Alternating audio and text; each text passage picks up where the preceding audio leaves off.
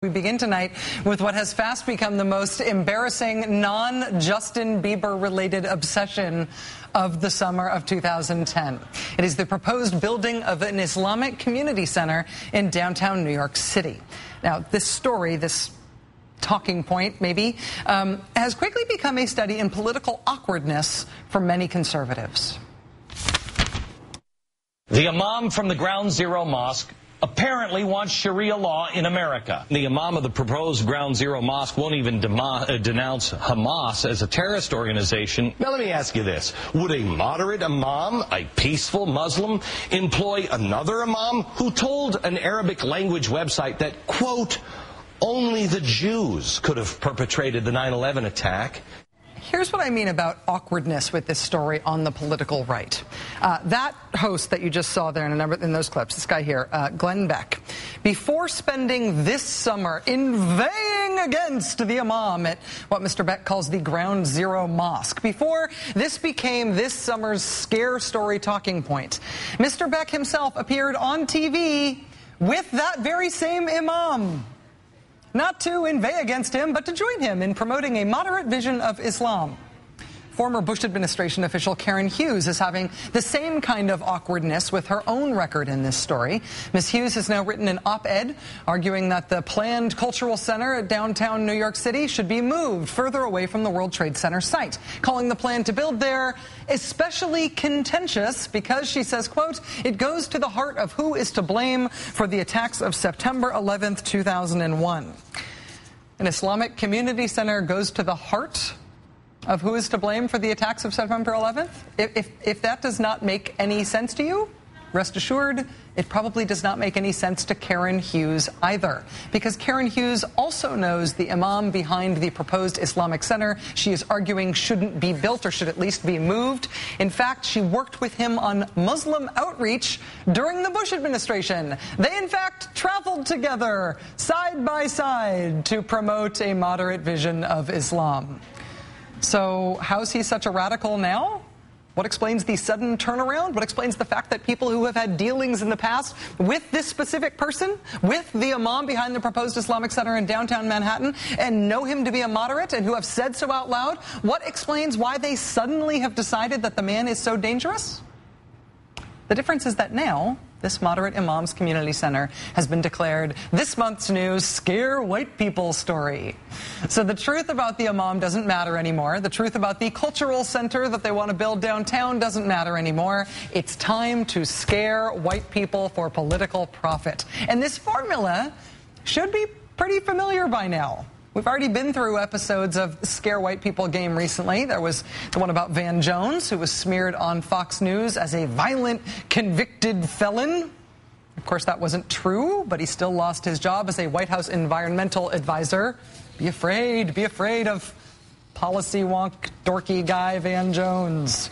Of course, there was also Acorn, a mostly minority community-based organization attacked as a group of criminal thugs, based largely on cooked-up, deceptively edited videotapes created by right-wing activists. Be afraid of the minority community organizing group made up of poor people.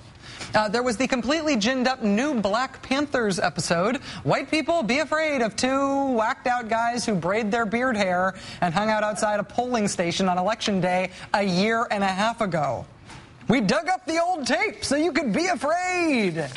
And also, don't forget Shirley Sherrod, who, thanks again to video editing designed to be misleading, was portrayed as a racist Obama administration official. Racist in that she was out to make sure white people didn't get any help from the Department of Agriculture. White people, be afraid of Shirley Sherrod. After all of these other very recent chapters in the Scare White People political playbook, A, we should have been ready for it, but B, it's quite clear that it's time for a new one. So the Ground Zero Mosque controversy was born.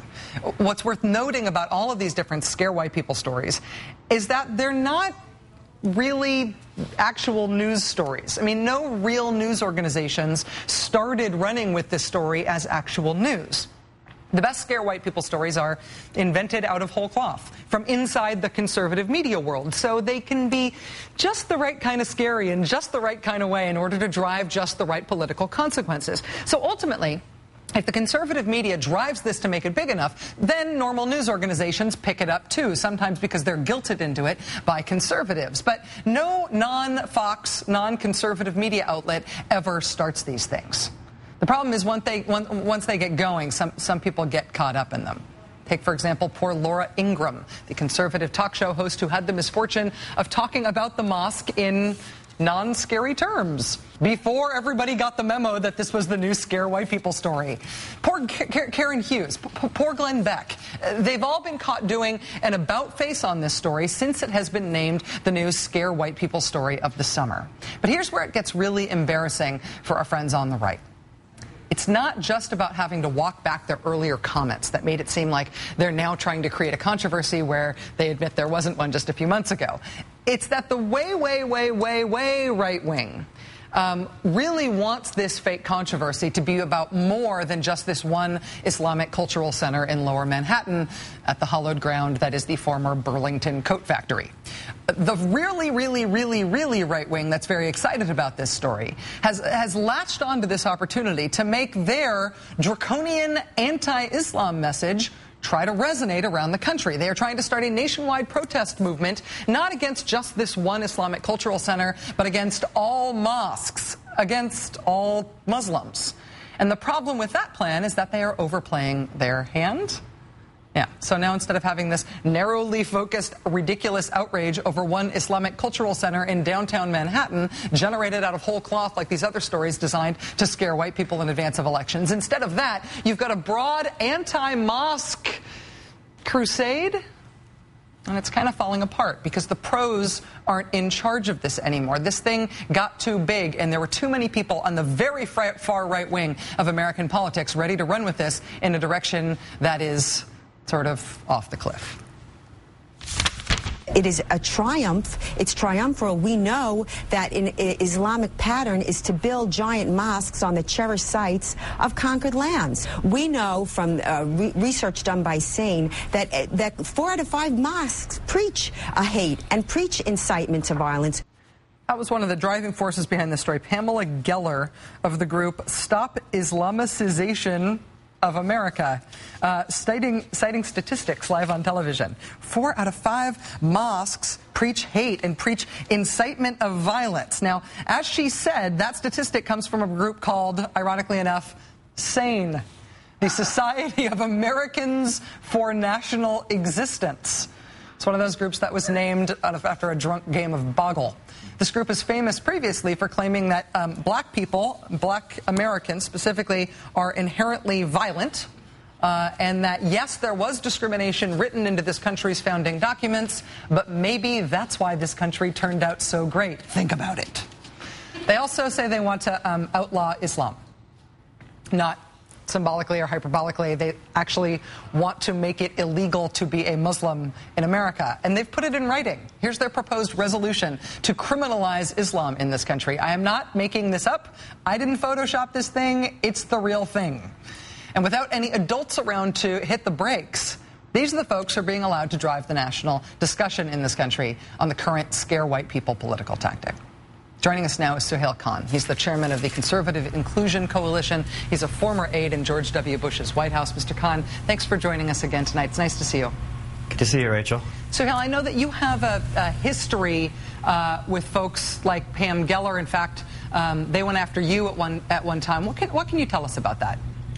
Well, if you remember growing up, those Christmas specials with the Island of the Misfit Toys, well, Pam Geller, Frank Gaffney, Stephen Emerson, Robert Spencer, these guys are these misfits who they couldn't really make it in mainstream politics, so they kind of went away, got together, and they started kind of talking to each other about their conspiracies and their wanting to sow mistrust and hatred towards other religious minorities. And unfortunately, after playing with themselves for a long time and putting their stories up on the internet and attacking people, serving their government and serving their country, they've now morphed into something of a mainstream effort, kind of latching on to this fear around the so-called mosque at Ground Zero, and have tried to get into mainstream politics. And unfortunately, they've had some attention and have had some success just because of the emotional nature of this issue. Have they, to be clear, Suhail, they've come after individual Muslims who are working in the U.S. government, outing people as if it's some sort of scandal that you could be both Muslim and serving your country? Absolutely. Just as you started out, they feel that Islam is a threat, that being Muslim should be made illegal and a federal crime. So when they find Muslim Americans serving in government, they want to go out there and they try to smear their names, smear their backgrounds, and sometimes in a politically sensitive time that can be enough to ruin people's careers. You can imagine if you're a loyal American Muslim working in a government agency or serving your local community, and suddenly there's all these horrible stories printed on the internet, and you don't have time to, respond, and your family goes through incredible heartache. And this is the real tragedy of these guys' effort. And what's worse is not only are they spending time going after innocent Americans, but they're really distracting the country from the real enemy that we face, that we all have to join together in fighting as Americans, regardless of our background. In terms of the radicalness of these anti-Muslim extremists, and again, we're talking about Pamela Geller, we're talking about Frank Gaffney, we're talking about other people who have been out there for a long time and we've known about, and they sort of percolate up to the surface every once in a while when one of their conspiracy theories gets latched onto by a more respectable person. We're now seeing them operate in more influential circles than we've really ever seen them before. As far as you can tell, is this sort of a high watermark for them in terms of how much access they get to mainstream conservatives? I hope so. I hope so. For years, they were kind of marginally tolerated, if that. When they made presentations and meetings around Washington, D.C., people would check their BlackBerry or kind of, talk and whisper amongst themselves and figure out what they're going to have for lunch. But now these guys, they've found an issue, and just as you said in the beginning, they're not opposed to the mosque at Ground Zero per se. They're opposed to any mosque anywhere. They're opposed to Muslims serving their country. They're opposed to Islam, period.